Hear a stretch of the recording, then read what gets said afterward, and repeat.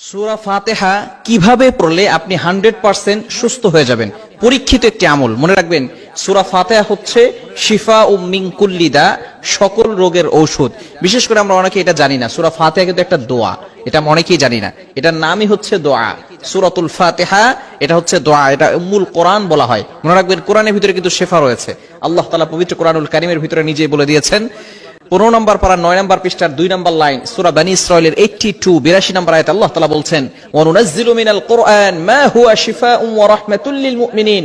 আমি আল্লাহ তাআলা মুমিনদের জন্য এই কোরআনটাকে রহমত স্বরূপ, শিফা স্বরূপ নাজিল করে দিয়েছি। বলেন সুবহানাল্লাহ।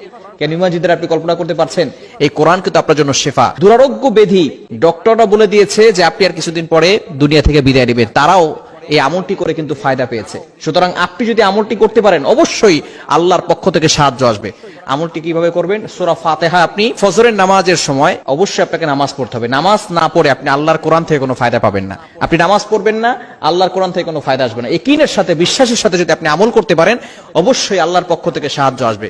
বিশেষ করে আপনি ফজরের নামাজের সময় 2 রাকাত সুন্নত, 2 রাকাত ফরজ, সুন্নতের পরে এবং ফরজের আগে মধ্যবর্তী সময়, এই সময় আপনি প্রথমে 11 বার দুরূদ শরীফ পড়বেন। দুরূদ শরীফ বিশেষ করে সর্বশ্রেষ্ঠ দুরূদ হচ্ছে দুরূদ ইব্রাহিম। এছাড়াও আপনি আল্লাহুম্মা সাল্লি আলা সাইয়্যিদিনা মুহাম্মদ এতটুকু পড়তে পারেন, অথবা সাল্লাল্লাহু আলাইহি সাল্লাম এটাও পড়তে পারেন। তবে সর্বশ্রেষ্ঠ দুরূদ দুরূদ ইব্রাহিম, এই দুরূদটা আপনি বেশি পড়ার চেষ্টা করবেন। প্রথমে আপনি দুরূদ ইব্রাহিম পড়বেন 11 বার। এরপরে আপনি সূরাতুল ফাতিহা 41 বার পড়বেন, আউযুবিল্লাহ বিসমিল্লাহ সহকারে 41 বার সূরা ফাতিহা পড়বেন। এরপরে আপনি আবারও 11 বার দুরূদ শরীফ পড়বেন। এরপর একটা পাত্রে ফু দিয়ে ওই পানিটা আপনি সব সময় খাবেন।